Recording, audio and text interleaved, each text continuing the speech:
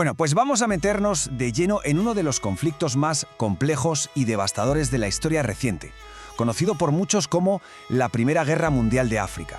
Y es que es un conflicto cuyas raíces, y sobre todo sus consecuencias, van mucho más allá de las fronteras de un solo país. Empezamos con este proverbio jácara, porque la verdad es que resume a la perfección la dinámica que se desató en esta región. Lo que pasó aquí no fue un choque inevitable entre pueblos, para nada. Fue una cacería deliberada, con actores muy poderosos buscando sus propios intereses a un coste humano que es casi imposible de imaginar. Y este es el coste.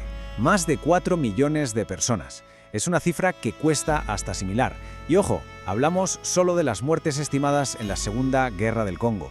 Para que nos hagamos una idea, es el conflicto más mortífero desde la Segunda Guerra Mundial. La pregunta es cómo se pudo llegar a esta catástrofe. Vamos a desgranarlo. A ver, lo primero y más importante que hay que entender es esto. El odio que alimentó esta guerra no es algo ancestral, no viene de siglos atrás. Fue una división creada, fabricada y cimentada artificialmente.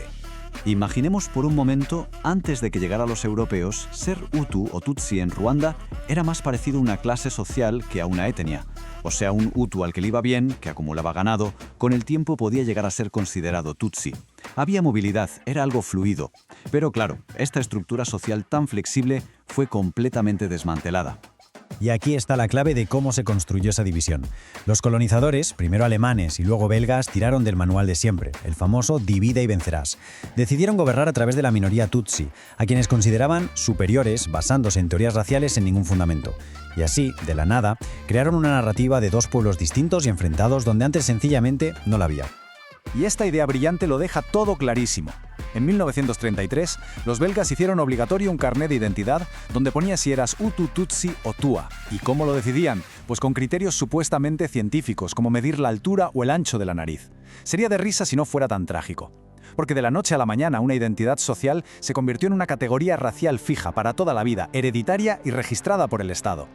Pero la cosa se complica todavía más. Justo cuando los movimientos de independencia empezaban a coger fuerza, la metrópoli belga da un giro de 180 grados. Para intentar mantener su influencia, le quitan el apoyo a la élite Tutsi y se lo dan a la mayoría Hutu. Este cambio tan repentino, como es lógico, desató una ola de violencia que provocó el exilio de cientos de miles de Tutsis. Y esta diáspora, estos exiliados, se convertirían en una pieza clave de todo lo que estaba a punto de pasar. Y con este caldo de cultivo llegamos al catalizador, al momento que lo dinamitó todo. El genocidio de Ruanda de 1994. 100 días. Eso fue todo lo que duró. Tras el asesinato del presidente Hutu Habyarimana, el 6 de abril de 1994, se desató el infierno. En solo 100 días, extremistas hutus masacraron a casi 1 millón de personas, tutsis y también hutus moderados que se oponían a aquella barbarie. Y cuando el Frente Patriótico Ruandés, que estaba formado por aquellos tutsis exiliados, por fin consiguió tomar el control y parar el genocidio, se produjo un segundo éxodo masivo. 2 millones de hutus, entre los que se encontraban los propios genocidas, pero también muchísimos civiles aterrorizados, huyeron a los países vecinos, sobre todo al este de Zaire, lo que hoy conocemos como la República Democrática del Congo. Y aquí, atención, porque este es el punto que lo cambia absolutamente todo. Esos enormes campamentos de refugiados no eran solo refugios humanitarios, se convirtieron, en la práctica, en bases militares para el gobierno Hutu derrocado y las milicias Interahamwe. Con la ayuda del dictador de Zaire, Mobutu Sese Seko, se rearmaron y empezaron a planear su regreso al poder. La situación en los campos era terrible. Los líderes extremistas controlaban la vida allí. Usaban a la población civil como escudos humanos y a la vez como un arma política. Decían que los refugiados no volvían por miedo al nuevo gobierno de Ruanda, cuando la realidad era que ellos mismos les impedían volver para mantener su base de poder y, por supuesto, para que siguiera llegando la ayuda internacional.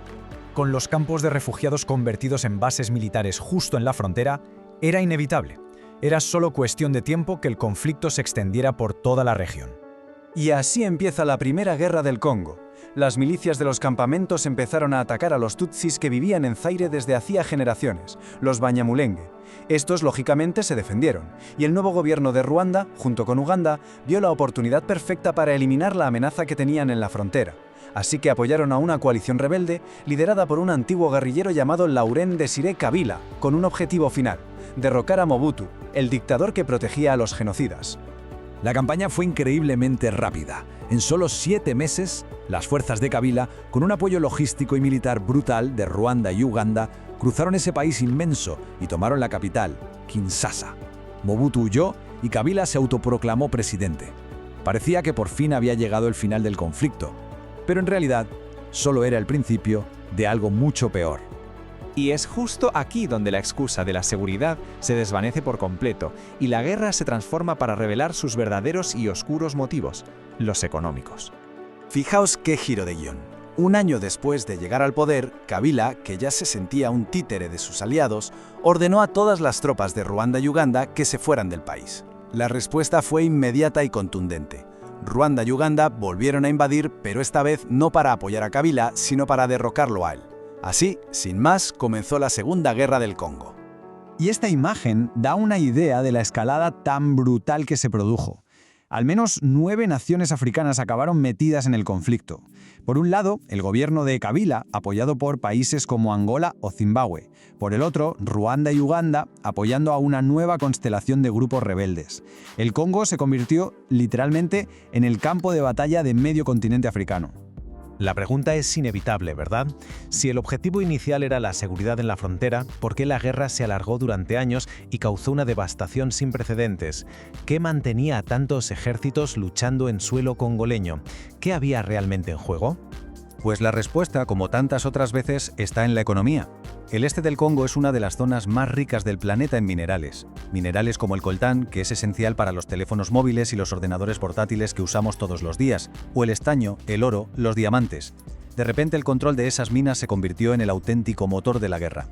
Y para entender la magnitud de lo que estaba en juego, solo hay que mirar este dato. Se estima que la República Democrática del Congo tiene el 80% de las reservas mundiales de coltán. ¡El 80%! Controlar este recurso estratégico no es solo un asunto regional, es un asunto global. La guerra dejó de ser por seguridad para convertirse en una lucha encarnizada por el control de una riqueza mineral incalculable. Y con esto llegamos al punto final, que es demoledor. Una investigación de las propias Naciones Unidas lo describió sin rodeos como una guerra dirigida por ejércitos de empresas.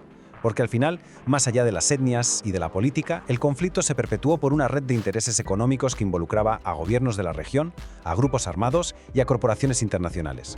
Una verdad muy incómoda que conecta directamente la violencia en el corazón de África con la demanda global de los productos que usamos cada día.